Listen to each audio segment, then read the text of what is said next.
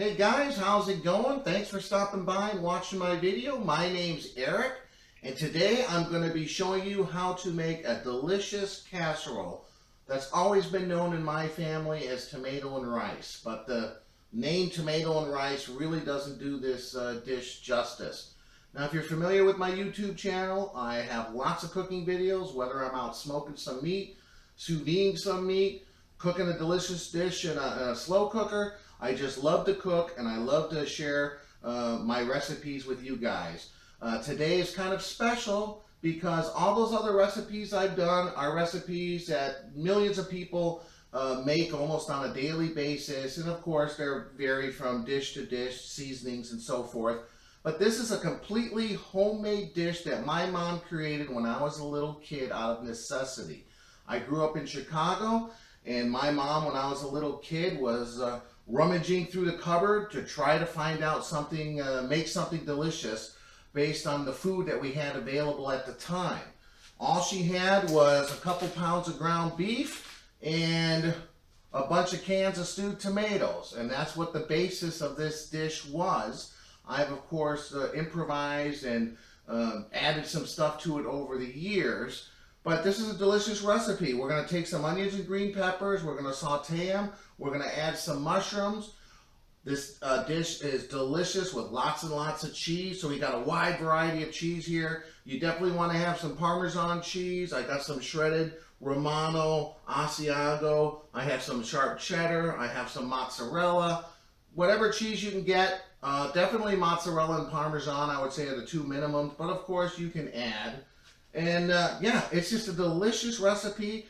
I introduced my wife to this recipe when we first started dating many years ago, and now it's one of her favorites, and she actually craves it. This is a meal that we cook in a dish in the oven, and it gets nice and hot, and it's one of those recipes that you really start thinking about when the weather gets cold and you want something to warm you up from the inside out.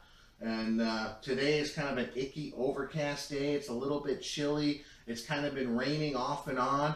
So I suggested to my wife, hey, how about I make tomato and rice tomorrow? And she was so excited. So, like I said, this is my first all-original recipe. I owe thanks to my mom for creating it. My dad also made it many times for me as a kid as well, because it's real easy and basic. But let me show you the basics here, okay? The first thing we're going to do is we're going to chop up these onions and green peppers. I'm going to start sauteing them, and I'll show you the next step in just a second. All right, guys, welcome back. You just want to take a little bit of olive oil in a frying pan, and I got the onion and green pepper. I usually do about 2 small onions or 1 big onion and 1 big green pepper or 2 little small green peppers, depending on what size is available where you're at. Now this is going to cook a little bit in the casserole dish when we put it in the oven, so we don't have to go crazy with this. We just want to kind of soften it up a little bit, get some flavors on it. And I'm also going to add just around 4 cloves of garlic there for a little flavor. You know, garlic is good in everything. So not too complicated. We're just going to saute this now for 5-6 minutes till it gets a little translucent. I will be back in a second to show you how it should look like when it is ready for the next step. So we'll see you in a minute. Alright guys, it's been around 10 minutes. This is how you want it to look. Just want to break it down. It's okay if it browns a little bit too. I actually like the flavors it creates. So that's it. I'm going to empty this into a container, and then I'm going to quickly do the mushrooms. Use the same pan. I'm going to throw a pat of butter in it and get those mushrooms sauteed. So we'll be back in a second. I'll show you how that looks like. Alright guys, I just got some butter melted in the same pan. Now I'm going to put in it's around 1 pound of sliced mushrooms. Now if you don't like mushrooms, don't put the mushrooms in. You know, if you don't like green pepper, you can omit that. The original recipe my mom made really didn't have any of this. It was mainly the ground beef, the stewed tomatoes, and the cheese served over rice. And that still has great flavor, but over the years, I've just kicked it up a notch by adding different ingredients, and I found that this recipe, the way I'm presenting it to you today, is the one that has the most flavor. And yeah, it's become a household staple here at the Mueller residence. So I'm glad I can bring you guys this recipe because, you know, If you guys end up making it and liking it, please let me know. Leave some comments below. That would make me very happy to see that a homemade recipe my mom made many years ago is being used by other people and enjoyed by other people all over. That's really a great feeling. So anyway, I'm going to finish sauteing these.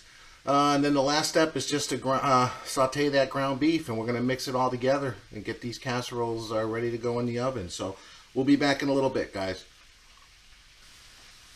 Alright guys, just a few minutes to saute the mushrooms. You don't want to cook them completely. They're going to cook again in the casserole dish. So I'm going to take these out, and then the last part's cooking ground beef. Be back in a second, show you how that looks like. Alright guys, the last step is to just brown a couple pounds of ground beef. It's okay if there's a little red in there because you're going to cook it in the oven. So next thing, we're going to mix all these ingredients together to make the base for our casserole. So I'll be back in a second to show you that last step before we get this ready for the oven. Alright guys, I have two stonewares here that I filled up with the mixture of the ground beef, the mushrooms, the green peppers, and the onions. This is kind of how it should look consistency-wise. Now this is where you just want to add a little bit of cheese here to give it some flavor. So good old grated Parmesan cheese. We're going to sprinkle some of that on there.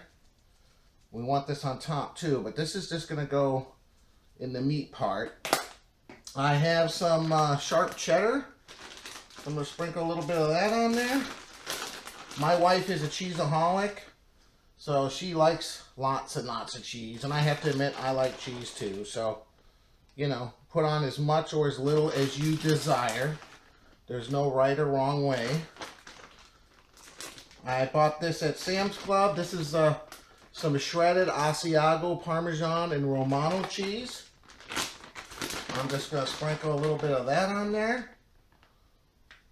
Ooh, this definitely smells strong, I'll tell you that. And then last but not least, I have this Italian 4-cheese shredded blend. And we're just going to top off with this. Now you don't need all this cheese. You put what you want on it. I'm going to stir it up just a little bit, kind of mix that cheese in. Now, this part now, you can actually put this in a bag and freeze it if you like, or keep it in the fridge for a couple days if you're not ready to eat it tonight. It's early afternoon. I'm making this for dinner, so I'm just going to stick this just like this in the refrigerator. I don't want to add the stewed tomatoes because that's the juice in the stewed tomato can is going to soak into the meat and change the texture. We only want to put those stewed tomatoes on literally right before we're ready to put it in the oven. So we're going to hold off on that. So that's it, guys. I'm going to stick these in the refrigerator. I'll be back in a few hours when I'm about ready to add the stewed tomatoes, show you the final step. We'll get this thing cooking, and we're going to have a delicious tomato and rice casserole dish to share with you in a little bit. Be back in a minute. Hey guys, welcome back. We're around an hour away from me putting the casserole into the stove to start cooking, but in the meantime, I'm going to enjoy a nice ice cold beer. Today, I'm trying something really kind of cool and unique. It's from Firestone Walker Brewing Company. They're out of Palos Robles, California, and they have these limited series releases that they only put out for 3-4 months. This one right here is called Luponic Distortion, and this series has to do with hops. So I went on their website. Basically what they call it is an ever-evolving mix of experimental hops to deliver mind-blowing flavors that break the rules. So this is version number 5. I didn't know and they've got a version 6 they're working on now. This particular one, version 5, they only produced from February 2017 to May 2017. Now they're working on version 6, and it's not going to be the same because every version they switch it up, and they're looking for feedback from customers. And I mean, maybe the one that's going to be the most popular will end up being a regular release. You know, who knows? I don't know much about this. I've had a couple of their beers before. They're pretty good. I just heard, you know, with the hops, obviously, revolving hops, I'm anticipating a very hoppy beer. So let's check this one out, see what it is here. Very nice yellow color, very nice head. Okay, I smell tropical fruit, and I definitely smell some hops. Oh yeah, maybe some lemon.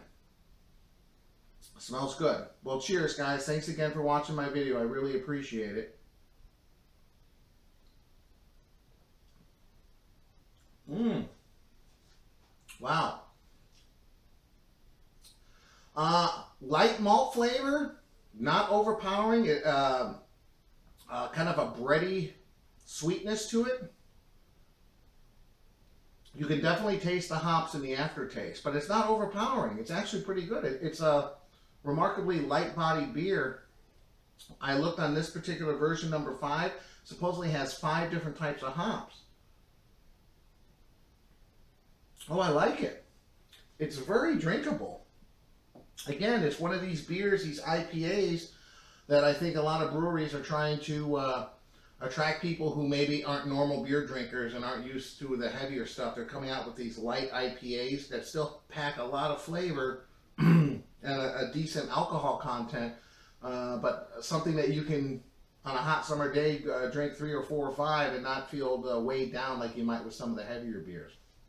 Anyway, guys, I'm going to preheat the oven to 375, I'm sorry, and we'll let that warm up. I just pulled it out of the refrigerator just to kind of get up a little bit to room temperature because I want it to cook properly. So I'll keep it out here for around 15-20 minutes while the stove heats up, and we'll be back in a second. I'll show you the final step before we get it in the oven. Alright guys, welcome back. So we take the mixture and we're just going to add stewed tomatoes. If you got a small dish like this, I just use 2 cans with all the juice. A bigger dish, I've already done this one right here, I put 3 cans. Now I'm not getting paid by Del Monte, but I've tried this recipe with many different types of stewed tomatoes, and for my money, these original Del Montes are the best. So if you can get these in your area, by all means, highly recommend. Okay, juice and all. Ooh, it smells good. Now just top it with whatever cheese you like. I got these little mozzarella pearls, like little balls of mozzarella cheese. So I'm going to sprinkle some of those on there. It's pretty much the same thing I did with this big one over there. We're going to put a little bit of sharp cheddar cheese. A little bit more of this salad blend I have here, Romano Asiago Parmesan. Ooh, this stuff, I open up the bag, boy, does it smell strong. And last but not least, either Parmesan or what I have, this Italian 4-cheese blend. And that's it, guys. So what we're going to do now is we're going to put the cover on it. We're going to cook it in the oven at 375, covered for around 20-25 minutes. After that, take the cover off. Make sure the cheese starts to melt a little bit for the last 20-25 minutes, half hour. It really depends on how it's cooking. I like to serve it really hot, so I don't mind keeping it in there an extra 5-10 minutes. Sometimes, if the cheese isn't browning to my satisfaction, I'll turn the broiler on, you know, up to 400 just for a few minutes to kind of get a crisp on that cheese. So, man, I'm looking forward to this. This smells so delicious.